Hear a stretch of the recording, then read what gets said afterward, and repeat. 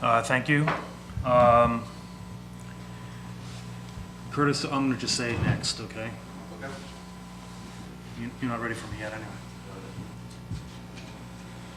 I want to thank NCLD and Kathy Whitmire and everyone else involved in this event. I think it's a very important one because it brings together people who have different points of view,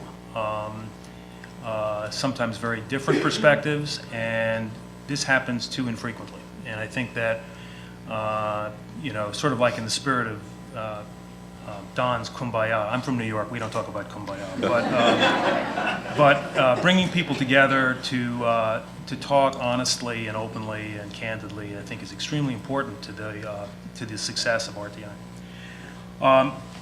Okay, next. So I've got less than 10 minutes. Jack's paper, like Texas, covers a lot of territory, as it should, and it's a good paper. I encourage you to read it. What I'd like to do is to try to discuss 3 issues, and I'm going to have to stick very close to my script so that I get as much of it in as possible. I want to talk a little bit about exclusionary, and these are themes, not the only themes, but themes, I think important themes from Jack's paper that also reverberate throughout the community. Exclusionary factors, evaluating students' instructional response, and importance of cognitive factors. Next.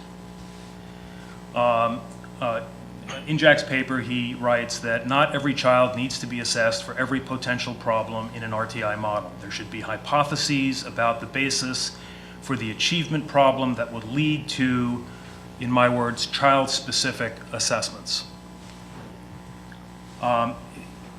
For me, this quotation is an expression of a position that's against the routine use of intelligence tests in comprehensive evaluations. I think he would agree that I am accurately describing this particular point.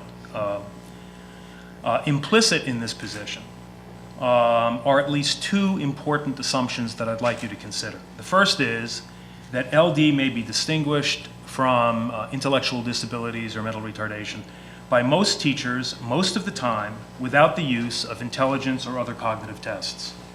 Second, practitioners will indeed administer such tests when they cannot decide between the 2 designations. I'd like to suggest that this second assumption is as dubious as the belief, appropriately questioned by Jack and his colleagues in a 2004 paper, that equal opportunity to learn is guaranteed by the IDEA exclusionary clause that reads in part, quote, "A child shall not be determined disabled if the determinant factor is lack of instruction," unquote. Fletcher et al. Wrote, quote, "Without some RTI activities in place, this component of IDEA is merely surmised and not measured." Absolutely correct. One of the reasons why I support RTI. But similarly, without the required routine use of some measure of cognitive functioning, are you kidding? 5 minutes? Without the required routine use of a measure of cognitive functioning, the component of IDEA requiring an explicit separation of LD from intellectual disabilities may be merely surmised and not measured. So if we care about this distinction between LD and intellectual disabilities, we cannot, I suggest, we cannot leave it to the hands or in the hands of practitioners. Next. So what's so important about the distinction between LD and mental retardation? In 2007, a doctoral student, Erin Caffrey, and I reviewed 8 interesting studies involving 639 students between the ages of 6 and 20. Each of these 8 studies compared these 2 groups within the same design, using the same teachers, the same instruction, the same dependent measures. They were trying to teach both students with LD and with mild mental retardation inductive reasoning tasks, guided inquiry tasks, or response to reading and math instruction. Next. So what did we find? We found that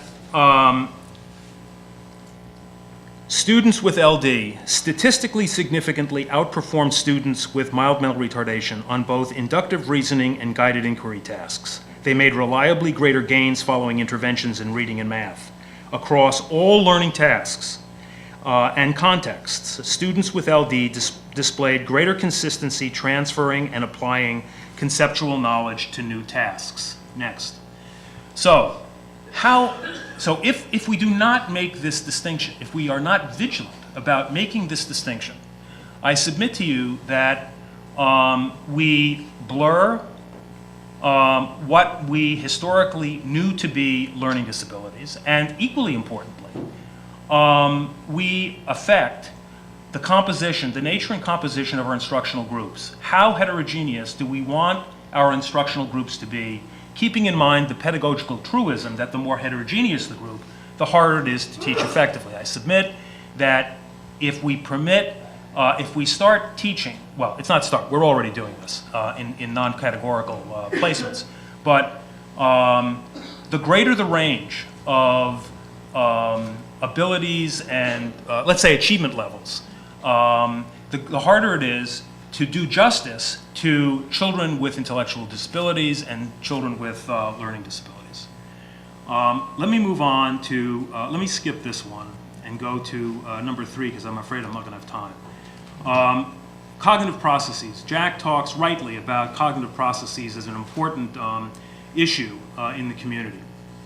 And Jack writes on page 8, cognitive processes are related to learning disabilities, but there is little evidence that assessment of these processes adds information beyond that obtained from assessments of achievement. In a paper in press with the Journal of Learning Disabilities, my colleagues and I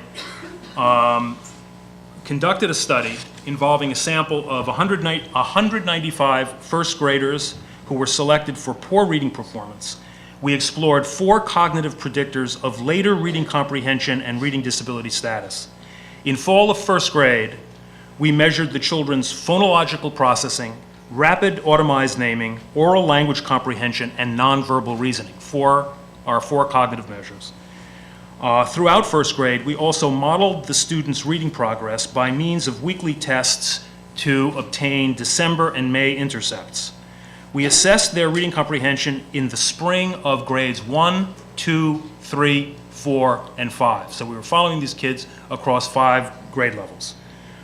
With the 4 cognitive variables and the December intercept as predictors, 50.3% of the variance in 5th grade reading comprehension was explained. 51% of this 50.3% was unique to the cognitive variables. All 5 predictors, the 4 cognitive and the 1 reading, were statistically significant. Logistic regression indicated that the accuracy with which the cognitive variables predicted end of 5th grade RD status was 74.9%, about 75%. Neither the December nor May intercepts reliably contributed to the prediction. This study suggests that cognitive factors in fall of first grade do a reasonably good job of predicting end of 5th grade reading comprehension scores and their disability status.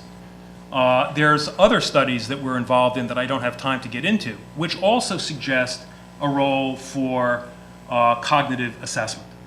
I agree with Jack. There are lots of issues. There are lots of problems. There's lots of claims made without substantiation, and I deplore those as much as Jack does. But I would say that there are data to indicate the importance of cognition to children's performance and disability status. I don't really have time, do I? The one part of the paper that I really strongly agreed with Jack on was evaluating instructional response. The quality of the core instructional program must be supplemented with assessments of fidelity and monitoring of the child's progress. Curtis, I'm sure I've lost you. I think that it's important, okay, I'm going to stop in 30 seconds.